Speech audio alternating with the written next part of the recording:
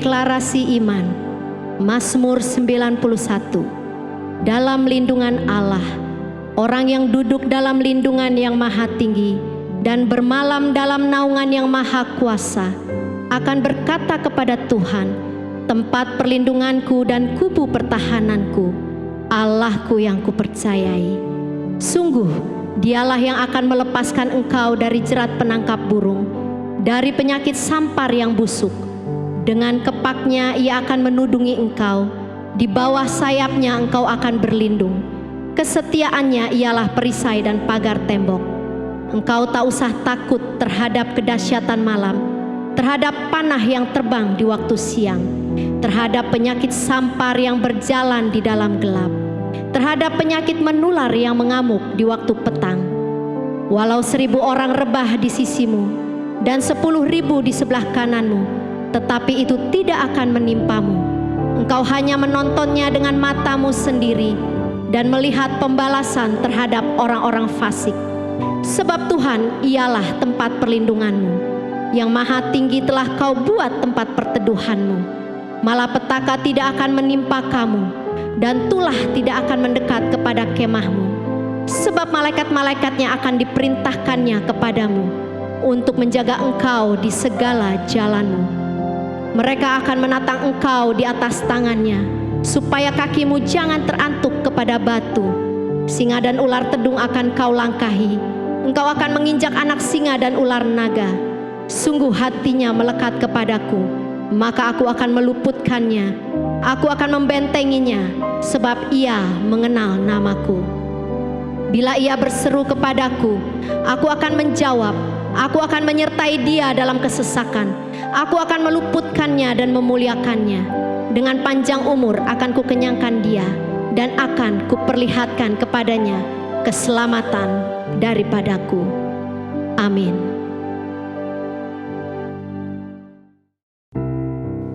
Haleluya, puji Tuhan. Shalom Bapak Ibu Saudara yang terkasih dalam Tuhan.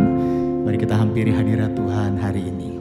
Bersyukurlah kepada Tuhan, sebab Dia baik, bahwasannya untuk selama-lamanya kasih setianya. Mari kita tundukkan kepala sejenak dalam hadirat Tuhan. Bapa, kami datang di hadirat-Mu hari ini dengan sikap hati yang menyadari bahwa Tuhan baik bagi kami. Keberadaan kami hari ini semua karena anugerah-Mu ya Bapa. Ini kami membawa pujian sembah kami di hadirat-Mu. Terima kasih Bapa. Mari sama-sama kita mau katakan, apapun yang terjadi di dalam hidupku, selalu ku berkata, Tuhan Yesus baik. Dalam segala hal yang terjadi, tetap ku berkata, Tuhan Yesus baik. Katakan apapun yang terjadi. Apapun yang terjadi di dalam hidupku, selalu ku berkata, Tuhan Yesus baik. Dalam segala hal yang terjadi, tetap ku berkata, Tuhan Yesus baik. Kami sembah, ku sembah Kau, ku sembah Kau. Tak dapat ku membalas kasih-Mu. Ku sembah Kau, ku sembah Kau Bapa. Ku rindu selalu menyenangkan-Mu. Ini pengakuan kami di hadirat-Mu Tuhan. Terima kasih. Apapun yang terjadi di dalam hidupku, selalu ku berkata, Tuhan Yesus baik. dalam segala hal yang terjadi, tetap ku berkata, Tuhan Yesus baik. Ku sembah, ku sembahkan, ku sembahkan. Tak dapat ku membalas kasih-Mu. Ku sembahkan, ku sembah Kau Bapa. Ku rindu selalu. Mari lebih lagi katakan, ku sembah Kau, ku sembah Kau, ku sembah Kau. Tak dapat ku membalas kasih-Mu. Ku sembah Kau, ku sembah Kau Bapa. Ku rindu selalu menyenangkan. Terima kasih Tuhan. Mari sekali lagi katakan, apapun yang terjadi, apapun yang terjadi, di dalam ini pengakuan kami di hadirat-Mu Bapa. Kami selalu katakan Kau baik dalam hidup kami. Dalam segala hal yang terjadi ya Allah, Kau tetap katakan Engkau Tuhan yang baik bagi kami. Mari Bapak Ibu Saudara, angkat tanganmu, katakan, ku sembah Kau, ku sembah Kau, ku sembah Kau. Tak dapat ku membalas kasih-Mu. Ku sembah Kau, ku sembah Kau Bapa. Ku rindu, mari lebih lagi katakan, ku sembah Kau, sembah Kau. Tak dapat ku membalas kasih-Mu. Ku sembah Kau, ku sembah Kau Bapa. Ku rindu selalu. Mari Bapak Ibu Saudara, kita mulai sembah Tuhan. Engkau Allah yang layak terima pujian sembahan. Engkau Bapa yang baik. Engkau Allah yang tidak pernah meninggalkan perbuatan tangan-Mu. Selamanya Yesus baik bagiku. Selamanya Yesus tetap Tuhan dalam hidupku. Haleluya, haleluya Yesus. Terimalah sembah kami Bapa. Terima kasih Tuhan, kami bawa penyembahan kami di hadirat-Mu. Terima kasih Bapa. Mari Bapak Ibu Saudara, angkat tanganmu, katakan, ku sembah Kau, ku sembah Kau, ku sembah Kau Yesus. Tak dapat ku membalas kasih-Mu. Ku sembah Kau, ku sembah Kau Bapa. Ku rindu selalu menyanyikan. Katakan, aku rindu, ku rindu selalu menyenangkan. Mari sekali lagi katakan, ku rindu selalu menyenangkan-Mu.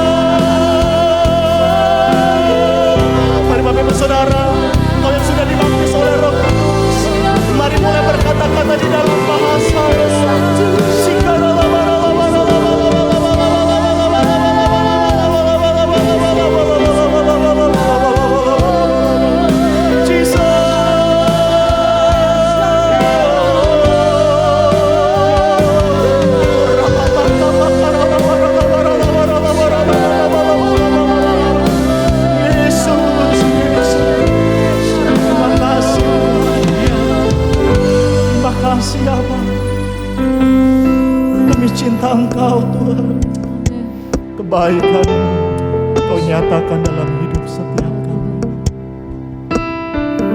Makasih Tuhan. Mari katakan, I love you Lord, for your mercy never fails me. All my days I've been held in your hands. From the moment that I wake up until I lay my head, I will sing of the goodness of God. I love you Lord, I love you Lord, for your mercy never fails me. All my days I've been held in your hand. From the moment that I wake up until I lay my head, yes Lord, I will sing of the goodness of God. When everybody sing, all my life, all my life you have been faithful. All my life you have been so good. With every breath that I am able, I will sing of the goodness of God. I love your voice, I love your voice. You have led me through the fire, in darkness now. You are close like no other. Yes, you are. I've known you as a father, I've known you as a friend, and I have lived in the goodness of God. All my life you have been faithful. All my life you have been so good. With every breath that I am able, I will sing more and more, sing all my life. All my life you have been faithful. Yes, you are. All my life you have been so good. With every breath that I am able, I will sing of the goodness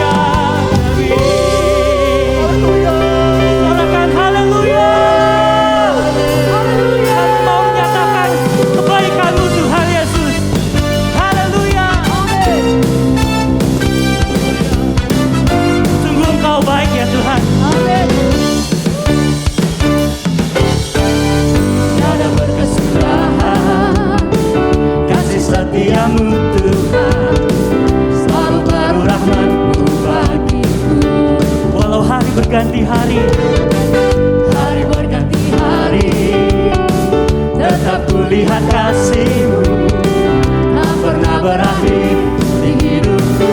Sama-sama nyatakan, Tuhan Yesus baik, sungguh amat baik, untuk selama-lamanya. Tuhan Yesus baik, Tuhan Yesus baik, Tuhan Yesus baik, sungguh amat baik, untuk selama-lamanya. Tuhan Yesus baik. Sorakan.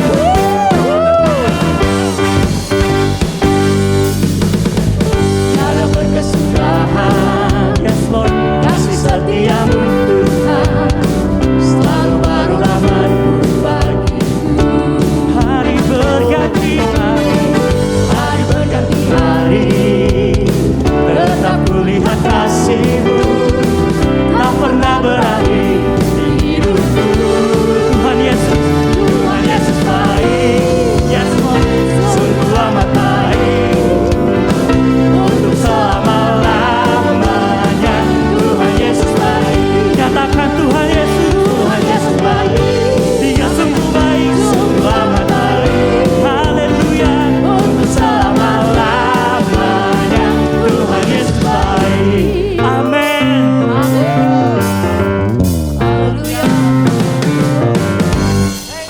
Kita mau nyatakan dulu, sekarang, dan selamanya. Tuhan Yesus baik.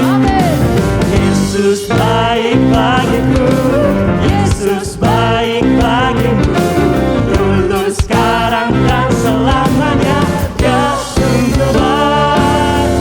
Yesus baik bagiku, Yesus baik bagimu, dulu, sekarang, dan selamanya. Dia sungguh baik. Tuhan Yesus baik. Amin. Sungguh amat baik, yes Lord, untuk selama-lama. Lebih lagi katakan, Tuhan Yesus baik, Tuhan Yesus baik, sungguh amat baik, untuk selama-lamanya. Tuhan Yesus dari selama-lamanya, dari selama-lamanya, selamanya, untuk selama-lamanya, untuk selamanya, untuk selama-lamanya. Sama-sama nyata, Tuhan Yesus baik. Haleluya. Tepuk tangan yang terbaik bagi Tuhan kita. Haleluya. Apa yang dimaksud dengan Pentakosta ketiga? 1. Pentakosta ketiga adalah pencurahan Roh Kudus yang dahsyat di zaman ini, melebihi yang terjadi di Asusastit. 2. Pentakosta ketiga akan mengakibatkan penuaian jiwa yang terbesar dan yang terakhir sebelum Tuhan Yesus datang kembali. 3. Pentakosta ketiga akan membangkitkan generasi Yeremia, yaitu anak-anak muda yang dipenuhi Roh Kudus, cinta mati-matian kepada Tuhan Yesus, tidak kompromi terhadap dosa, dan akan bergerak untuk memenangkan jiwa. 4. Pentakosta ketiga lahir di Indonesia dan bergerak ke bangsa-bangsa. Gerakan ini dari timur ke barat dan akan kembali ke Yerusalem. 5. Pentakosta ketiga akan memberikan kuasa untuk menyelesaikan amanat agung, dan setelah itu Tuhan Yesus datang kembali.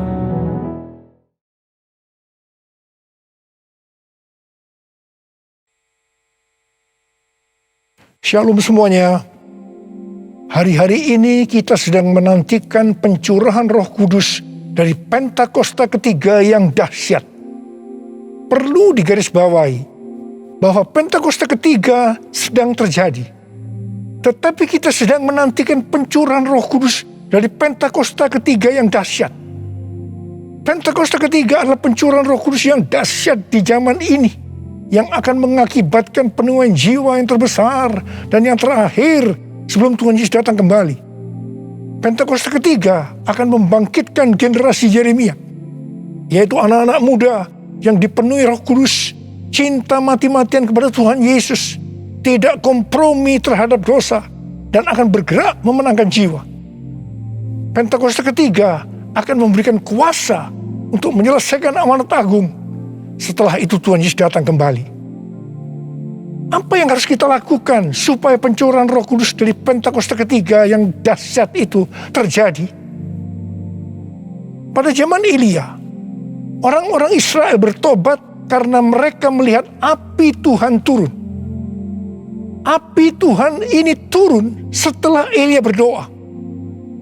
Elia berdoa dan berkata kepada Tuhan, "Ya Tuhan, Allah Abraham, Ishak dan Israel, pada hari ini biarlah diketahui orang bahwa Engkaulah Allah di tengah-tengah Israel, dan bahwa aku ini hamba-Mu, dan bahwa atas firman-Mu lah aku melakukan segala perkara ini. Jawablah aku ya Tuhan, jawablah aku, supaya bangsa ini mengetahui bahwa Engkaulah yang membuat hati mereka tobat kembali." Apa yang terjadi setelah Elia berdoa? Lalu turunlah api Tuhan, membakar habis korban bakaran, kayu api, batu dan tanah itu. Bahkan air yang dalam parit habis dijilatnya. Ketika seluruh rakyat melihat kejadian itu, sujudlah mereka serta berkata, "Tuhan, Dialah Allah. Tuhan, Dialah Allah." Jadi, kalau kita mau melihat api Roh Kudus dari Pentakosta ketiga dicurahkan dengan dahsyatnya, seperti yang dilakukan Elia dengan berdoa, maka kita, gereja Tuhan, harus berdoa, memuji, dan menyembah Tuhan dalam unity siang dan malam. Hal ini juga seperti yang dilakukan oleh murid-murid Tuhan Yesus waktu menantikan pencurahan Roh Kudus di kamar loteng, yang kita sebutkan sebagai Pentakosta pertama. Kisah Para Rasul 1 ayat 14 bagian A berkata, mereka semua bertekun dengan sehati dalam doa bersama-sama. Artinya, mereka berdoa, memuji dan menyembah Tuhan bersama-sama dalam unity siang dan malam. Ini adalah prinsip restorasi Pondok Daud. Ini adalah prinsip menara doa. Hal yang seperti ini juga dilakukan oleh William Seymour dan teman-temannya waktu menantikan pencurahan Roh Kudus di Azusa Street yang disebutkan sebagai Pentakosta kedua. Jadikan aku Tuhan rumah doa-Mu, agar semua suku bangsa datang menyembah-Mu. Jadikan aku Tuhan rumah doa-Mu, agar semua suku bangsa datang menyembah-Mu.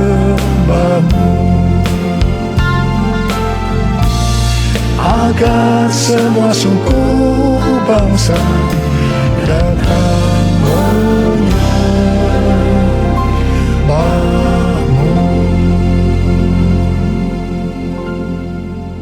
GBI Jalan Jenderal Gatot Subroto sudah berumur 33 tahun. DNA gerejanya adalah restorasi Pondok Daud yang didefinisikan sebagai prajurit-prajurit Tuhan yang gagah perkasa, yang mempunyai gaya hidup berdoa, memuji dan menyembah Tuhan dalam unity siang dan malam, dan melakukan kehendak Tuhan pada zaman ini. Jadi di sini kita melihat bahwa Tuhan mempersiapkan untuk terjadinya pencurahan Roh Kudus yang dahsyat dari Pentakosta ketiga melalui doa, pujian dan penyembahan dalam unity siang dan malam. Ini berbicara juga tentang menara doa. Kitab Wahyu pasal 5 berbicara tentang keadaan di sorga. Ketika anak domba, yaitu Tuhan Yesus, mengambil gulungan kitab yang ditulisi sebelah dalam dan luarnya, dan dimeteraikan dengan 7 meterai dari tangan Dia yang duduk di atas tahta itu. Karena hanya Tuhan Yesus saja yang bisa membuka gulungan kitab itu dan membuka meterainya. Maka tersungkurlah keempat makhluk dan ke-24 tua-tua itu di hadapan Tuhan Yesus. Ke-24 tua-tua itu masing-masing memegang satu kecapi dan satu cawan emas yang penuh dengan kemenyan. Itulah doa orang-orang kudus. Ketika mereka menyanyikan nyanyian baru, yaitu nyanyian yang memuliakan Tuhan Yesus, apa yang terjadi? Yang pertama, beribu-ribu laksa malaikat, makhluk-makhluk termasuk tua-tua itu juga meresponi nyanyian baru yang memuliakan Tuhan Yesus. Ini bisa diartikan terjadinya penuaian jiwa beribu-ribu laksa. Yang kedua, ternyata yang meresponi nyanyian baru yang memuliakan Tuhan Yesus tidak hanya beribu-ribu laksa, tetapi semua makhluk di sorga, di bumi, yang di bawah bumi, dan yang di laut, dan semua yang ada di dalamnya. Ini bisa diartikan bahwa setiap lutut bertelut, semua lidah mengaku bahwa Yesus Kristus itu adalah Tuhan. Haleluya! Semua hal yang terjadi ini bisa diartikan sebagai berikut. Ke-24 tua-tua memegang kecapi yang berbicara tentang pujian dan penyembahan, dan cawan yang berisi kemenyan, yaitu doa orang-orang kudus. Ini bisa diartikan ketika kita berdoa, memuji dan menyembah Tuhan dalam unity siang dan malam, dengan menyanyikan nyanyian baru yang memuliakan Tuhan, maka akan terjadi penuaian jiwa beribu-ribu laksa.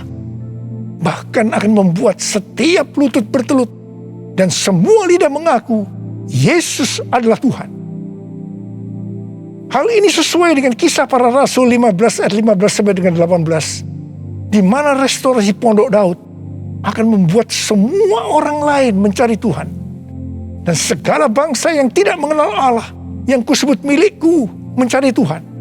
Yang artinya setiap lutut akan bertelut dan semua lidah akan mengaku Yesus adalah Tuhan. Haleluya! Tahun 2013 merupakan tahun yang bersejarah bagi GBI Jalan Jenderal Gatot Subroto. Mengapa? Alasan yang pertama, pada tahun 2013 Tuhan memberikan nama pencurahan Roh Kudus yang dahsyat yang akan turun di zaman ini sebagai Pentakosta yang ketiga. Alasan yang kedua, pada tahun 2013 di GBI Sukawarna Bandung ada tindakan profetik penyatuan cawan dan kecapi, di mana cawan berbicara tentang doa dan kecapi berbicara tentang pujian dan penyembahan. Penyatuan cawan dan kecapi secara profetik ini diwakili oleh Dr. Yonggi Cho dari Gereja Yoido Full Gospel Korea Selatan, yang mempunyai ciri menonjol tentang doa. Dan saya dari GBI Jalan Jenderal Gatot Subroto yang mempunyai ciri menonjol dalam pujian dan penyembahan. Tindakan profetik penyatuan cawan dan kecapi ini sebagai tanda dimulainya penuaian jiwa yang terbesar dan yang terakhir dengan adanya Pentakosta ketiga sebelum Tuhan Yesus datang kembali.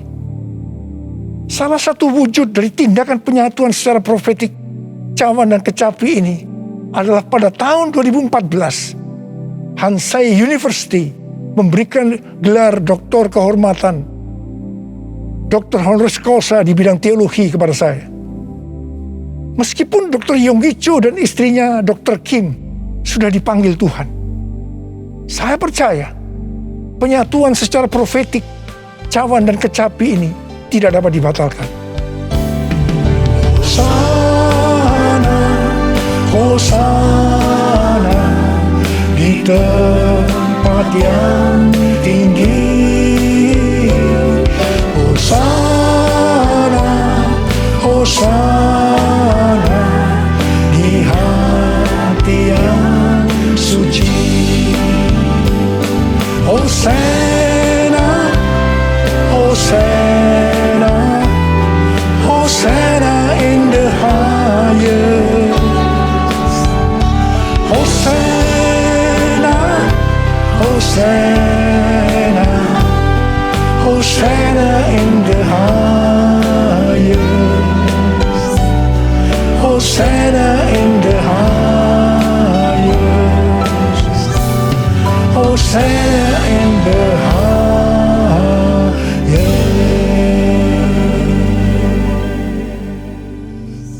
Bukan kebetulan saat ini sedang dipersiapkan The Third Pentecost Azusa Street Prayer Tower, atau menara doa Pentakosta ketiga di Azusa Street, atau disebut juga APT, untuk penuaian jiwa secara global. APT ini dimulai secara virtual sejak tanggal 15 April 2021. Tanggal ini sesuai dengan peristiwa 115 tahun yang lalu, yaitu pada tanggal 15 April 1906 waktu Indonesia, atau tanggal 14 April waktu Amerika, yaitu dimulainya kebaktian kebangunan rohani yang dahsyat di sebuah gedung tua di Azusa Street yang dipimpin oleh William Seymour. Kebangunan rohani ini mengakibatkan terjadinya gerakan Pentakosta dan karismatik. Gedung APT yang sekarang sedang diurus izinnya adalah tempat yang sama dengan gedung tua yang dipakai pada tahun 1906. Ini bukan suatu kebetulan, tapi jelas rencana Tuhan yang dahsyat untuk Amerika dan dunia. Perlu dicatat, Amerika adalah salah satu ladang misi terbesar dan terpenting di dunia, dan berpengaruh terhadap negara-negara lain, termasuk Indonesia. Karena itu bukan kebetulan kalau Tuhan memberikan APT ini. Kalau saat ini kita melihat kekristenan di Amerika, itu merupakan sesuatu yang mengagetkan. Menurut penelitian Dr. George Barna yang dirilis pada tanggal 6 Juni 2021, jadi masih baru, mengenai kekristenan di Amerika, didapatkan bahwa yang pertama, orang Kristen yang mempunyai pandangan yang ortodoks dan alkitabiah tentang Allah hanya 46%. Yang kedua, orang Kristen yang percaya bahwa masuk surga karena mengaku dosa dan menerima Yesus sebagai juru selamat pribadi hanya 30%. Yang ketiga, orang Kristen yang memiliki cara pandang yang alkitabiah hanya 6%. Dan yang keempat, didapatkan bahwa pelayanan Kristen yang dipraktekkan dalam 5 dekade terakhir ini tidak akan efektif untuk generasi anak-anak muda yang disebutkan sebagai generasi yang berbeda, di mana mereka tidak peduli terhadap bangsa, dalam hal ini Amerika, meragukan sejarah dan fondasi bangsa. Mereka mahir dalam teknologi, bebas secara seksual, labil emosinya, dan campur aduk kerohaniannya.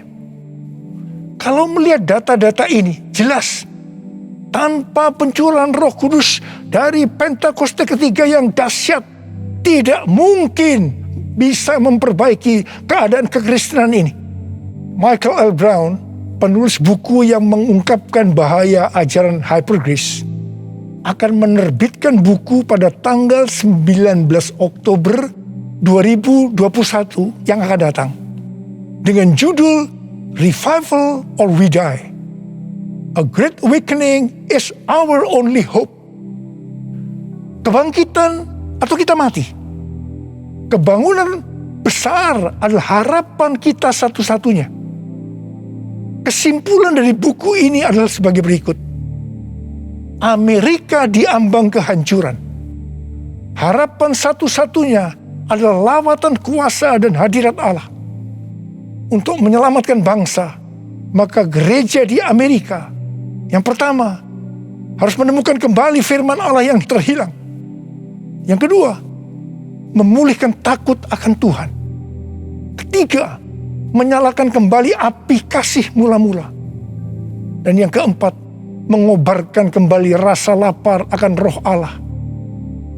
Kalau melihat ini, jelas Amerika membutuhkan lawatan Roh Kudus yang dahsyat dari Pentakosta ketiga. Karena itu Tuhan memberikan APT menara doa Pentakosta ketiga di Azusa Street. Hosana bagimu di tempat yang maha tinggi, Hosana bagimu Yesus di tahta maha kudus. Ku memujimu selalu, ku sembah kau selamanya. Sungguh Yesus, ku cinta padamu. Hosana bagimu di tempat yang maha tinggi, Hosana bagimu Yesus di tahta maha kudus. Ku memujimu selalu, ku sembah kau selamanya. Sungguh Yesus, ku cinta padamu. Sungguh Yesus, ku cinta padamu. Sungguh Yesus, ku cinta padamu.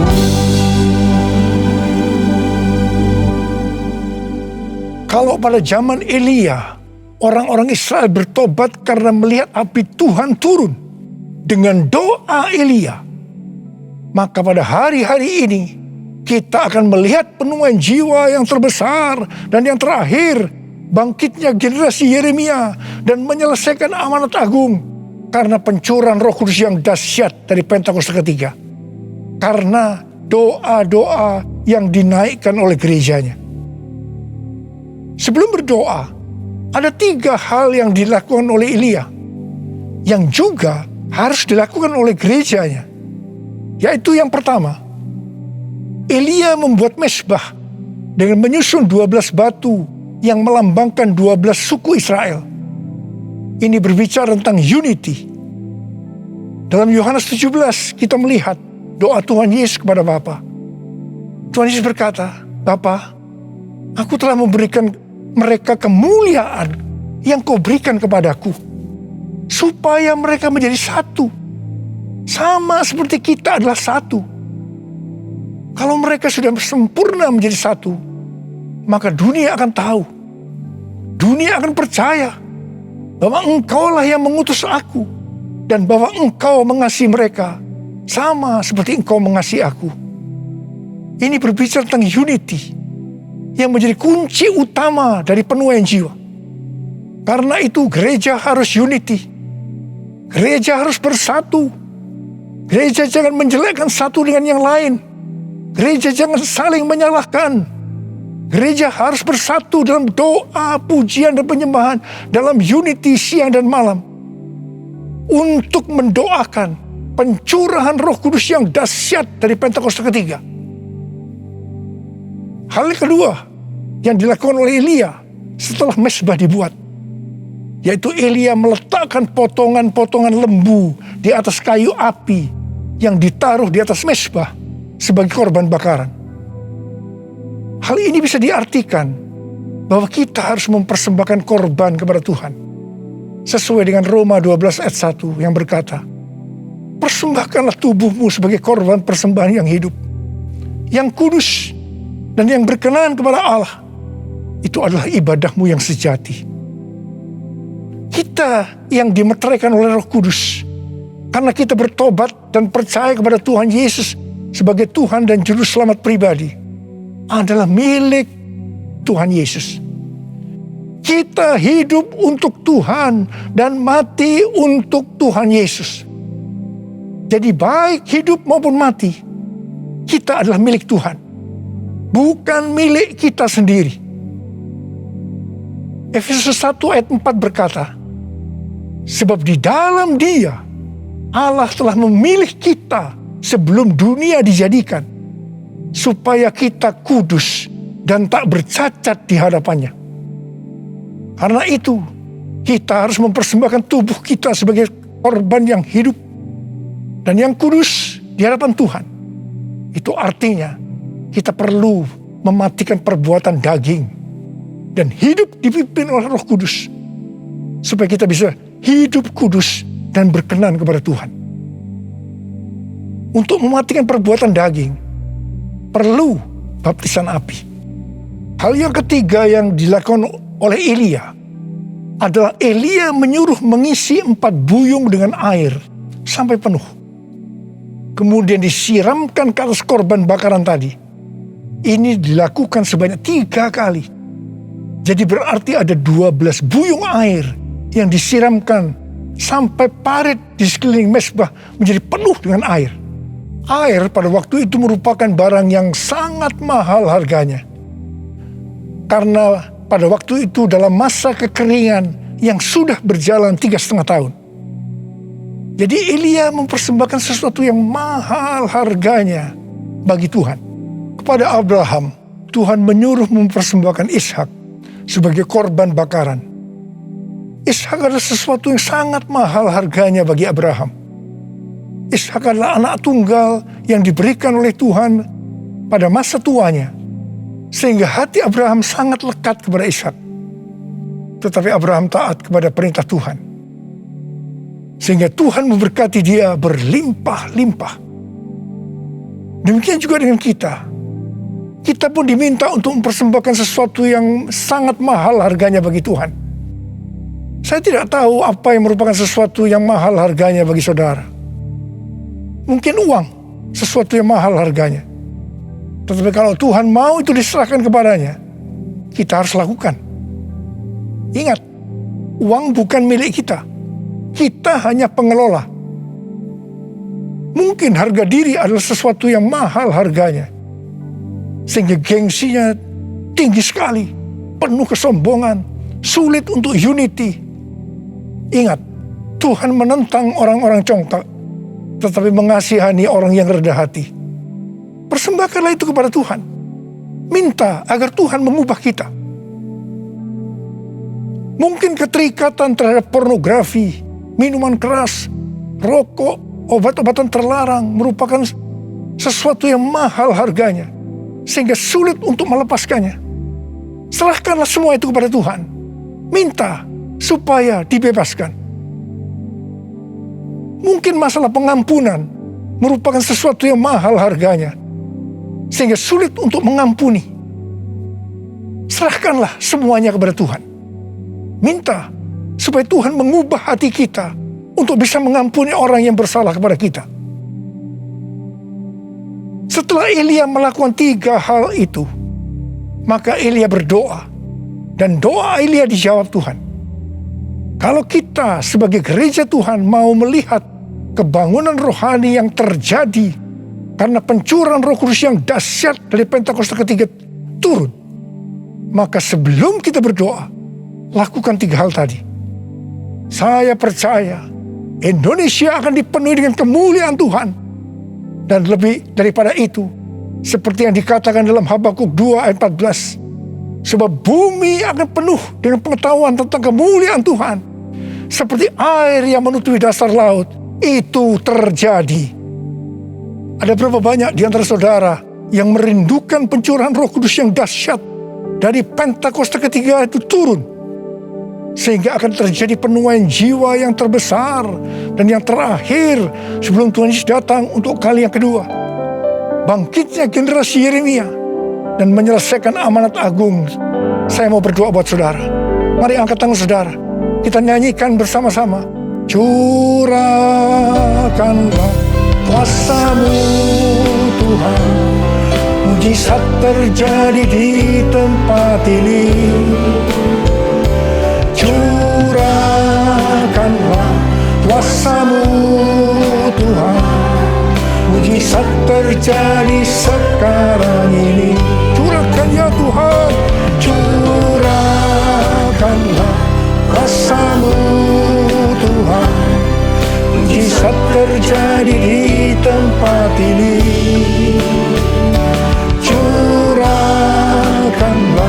kuasa-Mu Tuhan, mujizat terjadi sekarang ini.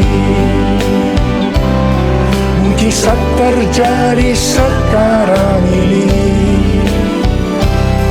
Mujizat terjadi sekarang ini. Mari kita berbahasa roh.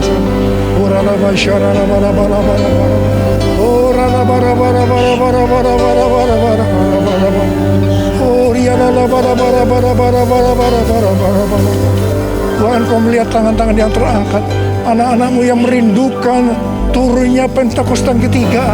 Tuhan, terima kasih. Jadikan kami sebagai alat-Mu untuk menyelesaikan amanat agung Tuhan Yesus. Urapi kami semua ya Tuhan. Urapi kami semua Tuhan. Pengurapan Tuhan turun ke atas kita semua. Terima.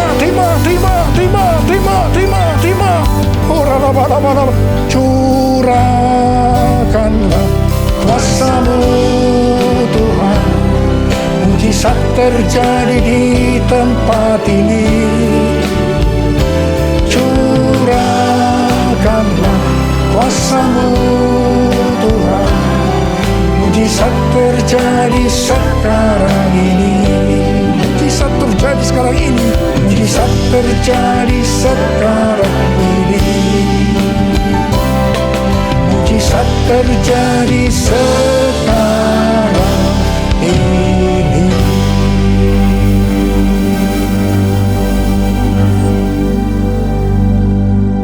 Mari saudara-saudara, kita akan masuk dalam perjamuan kudus. Kita akan mengingat ayat ini. Sebab setiap kali kamu makan roti ini dan minum cawan ini, kamu memberitahukan kematian Tuhan sampai Ia datang. Perjamuan kudus adalah perjamuan Tuhan Yesus sendiri. Setiap kali kita masuk dalam perjamuan kudus, Tuhan Yesus selalu berkata, biarlah ini menjadi peringatan akan aku. Karena itu, mari arahkan hati kita semua kepada kebaikan Tuhan. Kita akan mengingat kebaikan Tuhan. Supaya kita lebih mengasihi Tuhan Yesus. Kita lebih mengasihi satu dengan yang lain. Mari tundukkan kepala. Tuhan, siapakah kami sebelum kami mengenal Engkau? Kami semua orang berdosa. Upah dosa adalah maut, mati. Tapi Engkau yang tidak berdosa telah dijadikan dosa oleh karena kami. Engkau harus turun dari sorga mulia, menjelma menjadi manusia. Mati ganti kami dengan penderitaan yang luar biasa. Sungguh kalau kami pikirkan ya Aba, betapa baiknya Engkau itu. Kau jadikan kami sebagai anak-anak-Mu. Engkau memberkati, Engkau tuntun, Engkau membela kami, Engkau mengajar kami. Engkau juga menegur kalau kami salah. Itu Engkau ya Aba. Betapa baiknya Engkau itu. Terima kasih. Terima kasih. Tuhan akan memberkati kita semua melalui perjamuan kudus. Tapi Tuhan mau kita makan dan minum dengan cara yang benar. Karena itu sekarang, mari kita introspeksi. Sebelum kita masuk dalam perjamuan kudus, kita introspeksi. Jangan menyimpan dosa. Kalau Tuhan ingatkan saat ini tentang dosa yang harus kita selesaikan, langsung minta ampun. Mari kita minta ampun. Ampuni saya Tuhan. Katakan, ampuni saya Tuhan. Ampuni saya. Ampuni Tuhan. Ampuni kami semua Tuhan. Ya Tuhan, Kau sedang melihat anak-anak-Mu yang sedang meminta ampun padamu. Layakkan kami untuk masuk dalam perjamuan kudus. Kami akan masuk dalam perjamuan kudus dengan hati yang penuh ucapan syukur. Dalam nama Yesus kami berdoa. Amin. Mari. Sekarang kita angkat roti di tangan kanan kita tinggi-tinggi. Sebab apa yang telah kuteruskan kepadamu telah aku terima dari Tuhan. Yaitu bahwa Tuhan Yesus pada malam waktu Ia diserahkan mengambil roti. Dan sesudah itu Ia mengucap syukur atasnya. Ia memecah-mecahkannya dan berkata, inilah tubuhku yang diserahkan bagi kamu. Perbuatlah ini menjadi peringatan akan aku. Saya dikasih Tuhan. Bukankah roti yang kita pecah-pecahkan ini adalah persekutuan kita dengan tubuh Kristus? Mari kita makan dalam nama Yesus.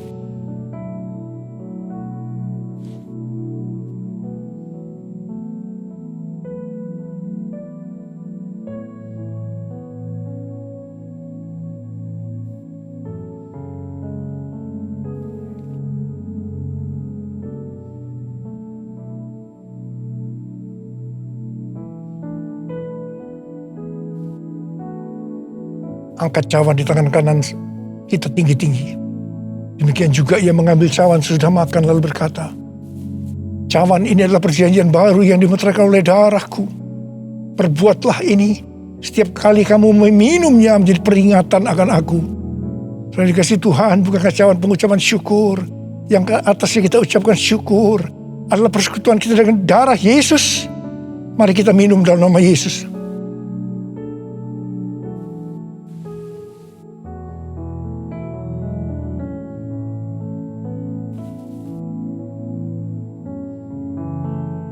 Mari kita angkat tangan kita, ucapkan syukur dengan suara. Jangan diam.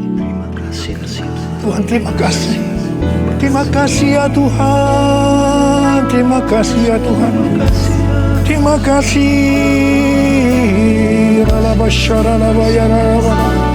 Kami bersyukur ya Tuhan. Kami bersyukur ya Tuhan. Terima kasih Tuhan. Kalau ada anak-anakmu yang sedang sakit, Engkau menyembuhkan mereka saat ini. Sembuh dalam nama Yesus. Sembuh dalam nama Yesus. Mujizat terjadi dalam hidupmu saat ini. Oh Rarabashikara lama-lama Engkau tolong mereka ya Tuhan, yang membutuhkan pertolongan Tuhan. Ya, Engkau melihat saat ini anak-anakmu ya Tuhan. Oh Tuhan, terima kasih buat semuanya. Terima kasih. Terima kasih buat semuanya ya Tuhan. Terima kasih Yesusku. Terima kasih Yesusku. Puji syukur hanya bagi Tuhanku.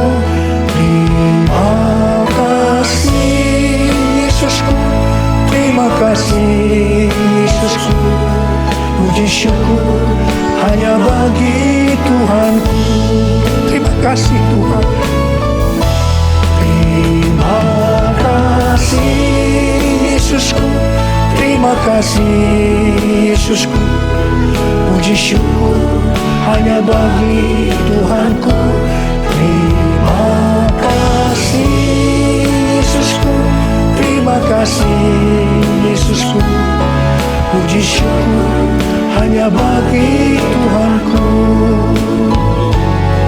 Puji syukur hanya bagi Tuhanku. Puji syukur hanya bagi Tuhanku.